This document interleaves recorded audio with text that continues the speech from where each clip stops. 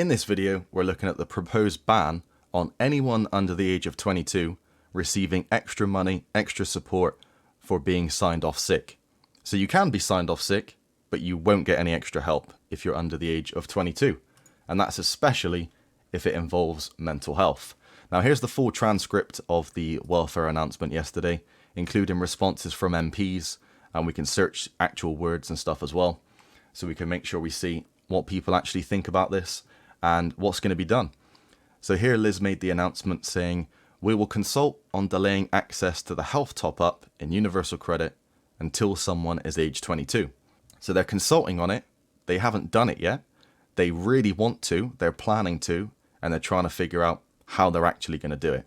And what this means is, if you are signed off sick by your doctor, and your doctor says you have a disability or you have mental health that is so bad you cannot work, and you do get signed off, doesn't matter anymore. You're not going to get the health top up, and you're not going to get the extra support that you should be getting for the sole reason of you're under the age of 22, which doesn't really make any sense. Age has nothing to do with the level of disability or the level of mental health. You can be equally as disabled or have a mental health issue at the age of 19 as you could at 49. So the whole thing is just ridiculous anyway.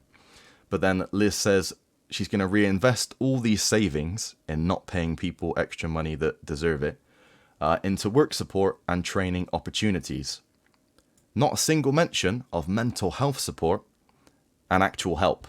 So it's not about helping these people to overcome their issues. It's about just pushing them and forcing them into work regardless. She wants to skip the step of actually helping people and just push them into work, regardless. It's pretty crazy. I don't know how they actually get away with this stuff. But as you can see, a lot of people, MPs from all types of parties, are questioning this and how this is actually going to work.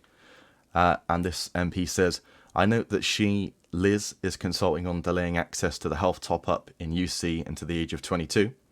Will she explain the rationale for that age? There is none. Common sense will tell you that it doesn't matter what age you are. If you're disabled or you've got severe mental health issues, that's what you've got. Just because you're a certain age doesn't negate that, doesn't change that. So there is no rationale whatsoever. And here's the real reason. What savings does she expect to make if that consultation goes forward? Let's not forget, absolutely all of this is about saving money. It's not about helping people, not about supporting people, and it's not about making things more fair. It's about saving money because we're running out of money.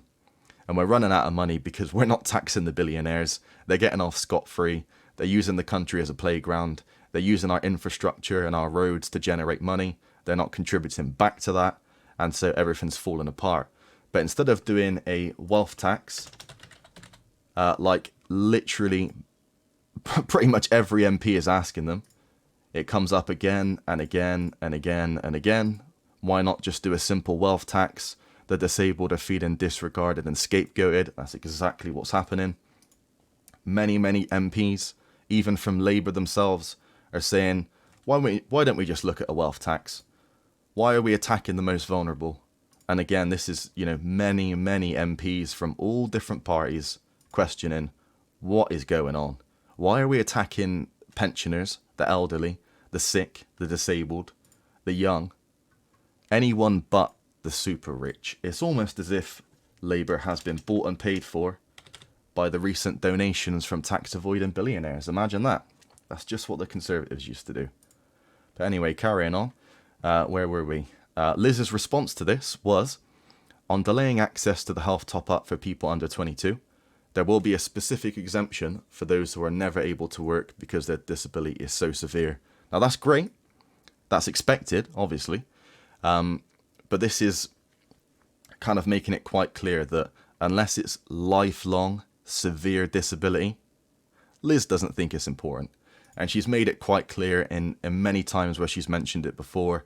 I made it quite a focus that mental health is not long-term and mental health is not severe.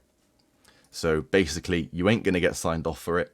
And even if you do, and you're under 22, it doesn't matter anyway. You're still not going to get anything. And again, there's no mention of mental health support, helping the people with their issue to overcome it and then get into the workplace. It's all about just skipping that step and just getting sick people into employment training and education. Not about helping them. It's just about pushing them out the door into work. Probably low-paid Amazon workhouses where they don't pay tax. But yeah, there's a lot of people questioning this, saying, the family of people under 22 with serious issues, they're feeling dismayed. Again, we get the same old rubbish of, we're just trying to help people. We're just trying to make things more fair. They're just trying to save money and they're not interested in helping anyone. They just want to force sick people into low-paid bad jobs. But yeah, all of this could be sorted with a simple wealth tax, a 1% on, wealth hoarding above 10 million.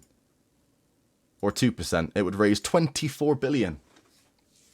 5 times the amount we're trying to save with just a simple 2% wealth tax on those above 10 million. I'm sure if you got 10 mil, you can afford, what's that, 200k or something. Pennies if you've got 10 mil in the bank. That's just a few less optional extras on your third Bentley to actually contribute back to the country you make all your money from. But yeah, everyone's asking for this and they don't want to do it. It's pretty much seeming like, just like the Conservatives, they're not doing what's best for the public, best for the people. They're doing what's best for their rich tax-avoiding donors, the ones that are keeping them in power, the ones that are giving them the backhander deals and the fancy dinners and the free watches. That's Liz Kendall's priority, is bending over to them and not actually doing what she's supposed to do and supporting people. And the funny thing is, this is what she calls herself. Liz Kendall, the self-confessed anti-austerity candidate. You simply cannot make it up. It's an absolute joke. And they need to go. She needs to go. She's not fit for office. Get her out. She's been compromised. Now, let me know your thoughts in the comments. I really appreciate all the massive support on the last video or two. We're already on, I think, 30 subscribers from 0 in a day. We're already starting to build a community. I'm responding to pretty much all your comments. Really interested in your thoughts and opinions. What do you think of this? Is this a good thing? Do you think that under 22s shouldn't get extra money? Do you think they should get support or not? Do you think they should be pushed into work? Do you think this is all a joke? Do you think we should do the wealth tax? What's your thoughts on this? Let me know down in the comments. I'll try and respond to you all. And hope you have a nice rest of your day. Hopefully see you in the next video. And until then, take care.